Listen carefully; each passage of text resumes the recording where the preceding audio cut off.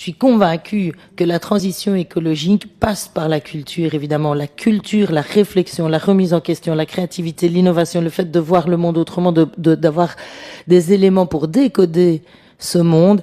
Encore une fois, pour moi, la priorité des priorités, c'est les écoles. Je crois qu'on ne se connaît pas depuis longtemps, mais que vous l'avez déjà bien remarqué. Mais les infrastructures culturelles, c'est la même chose. Hein. C'est l'émanation d'une politique au travers de ces bâtiments. Je pense que l'article 63, moi, en tout cas, il m'a fait tomber de ma chaise. L'antipode d'une gestion pluriannuelle à long terme qui est inscrite dans des contrats de gestion. Des contrats de gestion, on parle de contrats de gestion d'office aussi important que la RTBF, l'ONE ou EBE, hein, donc tout l'enseignement de la Fédération Wallonie-Bruxelles, toute la radio-télévision et tout l'accueil de l'enfance. Et que ça me semble évident qu'on ne peut pas faire de la politique aussi importante dans ces domaines-là au coup par coup et annuellement. Il y a un secteur en particulier sur lequel on voudrait attirer votre attention parce que j'ai commencé à l'entame de mon propos en disant vous êtes dans la ligne droite de la législature passée. Il y a un secteur par contre qui a été soutenu, qui a fait vraiment l'objet de beaucoup d'attention de la part du gouvernement et où on pense que aujourd'hui vous y attaquez frontalement. Ça a été relevé aussi, donc on pense que notre analyse est partagée. C'est le secteur audiovisuel, le secteur du cinéma. Rappelez-vous donc, vous savez, grâce à différentes initiatives que sont le décret SMA qui impose une contribution des éditeurs extérieurs, le refinancement du centre du cinéma, l'obligation pour la RTBF via son contrat de gestion d'investissement dans la production, via son contrat de gestion, elle a une obligation d'investissement dans la production indépendante. C'est tout un secteur qui a été soutenu de manière structurante et on en est assez fiers. Et malheureusement, votre gouvernement fait un peu tout autre chose et un autre choix qui risque de déstructurer ce secteur qui était justement, pour une fois, j'allais dire, poussé vers l'avant et qui est un secteur évidemment culturel, économique à part entière, qui génère des emplois, c'est peu de le dire, et qui a une aura internationale qui est tout sauf négligeable. Et partout ailleurs, donc partout où ce n'est pas décrétalement prévu, les aides hors convention ne sont pas indexées. Or, vous savez comme moi, Madame la Ministre, qu'il y a un saut d'index qui est prévu, puisque c'était à l'entame du propos général du budget. Et donc, que si ce saut d'index n'est pas transformé dans les budgets que vous prévoyez aujourd'hui et n'est pas pris en considération dans les budgets actuels, vous définancez simplement ce secteur de la culture. Pour nous, c'est vraiment un gros point d'attention. Mais au moins qu'il y ait une ligne de conduite pour dire vous allez bouger 1,7 million de subventions facultatives au secteur de la culture selon quels critères?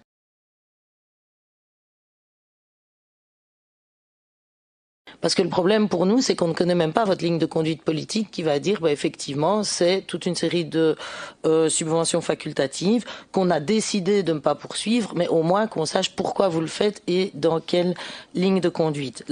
On doit déplorer que la mobilité partagée, donc le transport en commun, soit ramené au statut de variable d'ajustement budgétaire et la mobilité active, quant à elle, elle passe par la fenêtre. Et vous savez à quel point c'est important, enfin j'espère en tout cas, essayer de vous sensibiliser au fait que la mobilité supracommunale et d'agglomérations urbaines, de grosses agglomérations urbaines, toutes, pas que Liège, est évidemment éminemment importante. Même chose, quelles mesures seront prises pour développer le transport à la demande en zone rurale? Moi, j'ai aucun problème avec ça.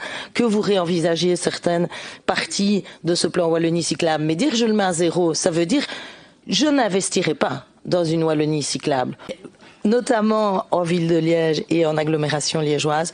Vous savez, c'est des enfants qui soit prennent le bus 2 heures avant le début de l'école, soit ne le prennent pas du tout parce que les bus, ils passent à la queue leu-leu et il est affiché complet.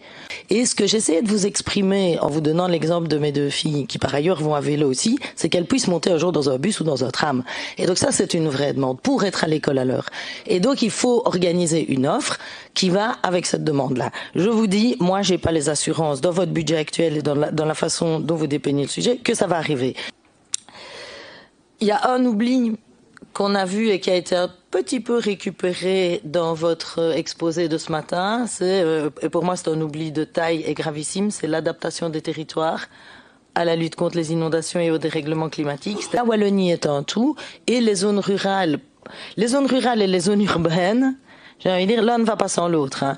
Vraiment s'occuper du développement de l'agglo et d'un développement structuré et résilient des agglomérations urbaines, c'est protéger la campagne.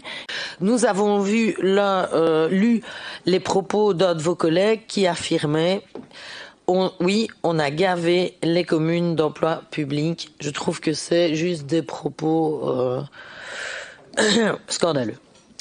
De quel emploi parle-t-on? On parle d'accueillantes et d'accueillantes dans les écoles, on parle d'infirmières et d'infirmiers dans les maisons de repos et de soins qui dépendent des CPS, des assistantes sociales. On rappelle ici, et le débat est aigu et on vous y croyait sensible, que les équivalents temps plein qui sont dans les CPS, c'est éminemment important. Je ne suis pas en train de dire, je suis pas en train de vanter ou de faire l'éloge de la bonne gestion de la ville de Liège, hein. Loin s'en faut, et historiquement. Donc, je ne suis pas du tout en train de dire ça.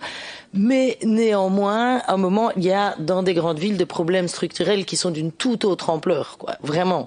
Et donc où il faut prendre ça en considération, notamment la lutte contre la toxicomanie, notamment le sans-abrisme. C'est vrai qu'une politique des villes, c'est pas une politique au nombre d'habitants, c'est une politique très spécifique d'une politique urbaine comme on en a dans toutes les régions d'Europe. Quand j'entends, qui se débrouille, c'est pas possible de couper les vivres comme ça du jour au lendemain. Ça va être un carnage social. Hein. Le tourisme et le patrimoine, ce sont des vrais secteurs économiques, ce sont des vrais atouts de la Wallonie, et notamment le tourisme vert, et notamment tout notre patrimoine archéologique. Ce sont des vrais atouts wallons, et en même temps, on y va de coupe budgétaire en coupe budgétaire, et ça manque sérieusement, mais sérieusement de souffle.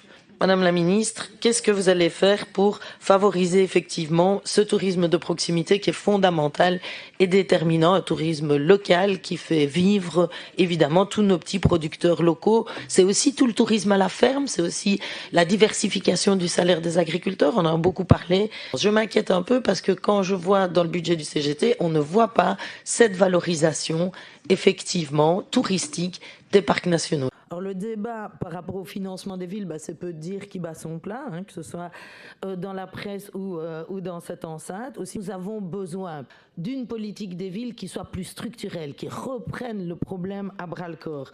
Parce que l'Europe dit la soutenabilité environnementale des villes, la cohésion sociale, la mobilité durable, le renouvellement urbain, la régénération des quartiers et la participation citoyenne, ce sont des enjeux majeurs. Et sur les inondations, évidemment, inutile de rappeler l'Italie, Valence, l'Europe centrale encore récemment, le nombre de morts et surtout ce qui nous est arrivé à nous en Wallonie, et aucun moyen dégagé pour mettre in concreto des mesures et opérationnaliser ça, c'est-à-dire notamment aider les communes dans leur schéma de développement communal à transposer ce qu'il y a dans ce schéma multidisciplinaire de la VESDRE, réviser des plans de secteur, vous savez qu'il faudra indemniser, c'est la même chose, le principe de préemption, c'est génial, le pouvoir public, la région wallonne peut racheter des terrains le cas échéant pour sortir des gens potentiellement de ce risque énorme d'inondation, mais on n'a pas mis des moyens, il n'y a plus de moyens pour les rachats de terrain. Donc sur ces deux enjeux majeurs qui nous semblent, pour nous écologistes, structurels, pour nous, les moyens ne sont pas suffisants pour nous ouvrir effectivement un avenir, j'allais dire, plus ambitieux, mais vous l'aurez compris, que ce soit en termes de ville ou en termes de dérèglement climatique, c'est aujourd'hui que le danger est là. J'avais envie de dire, c'est un problème évidemment de justice sociale comme de justice environnementale.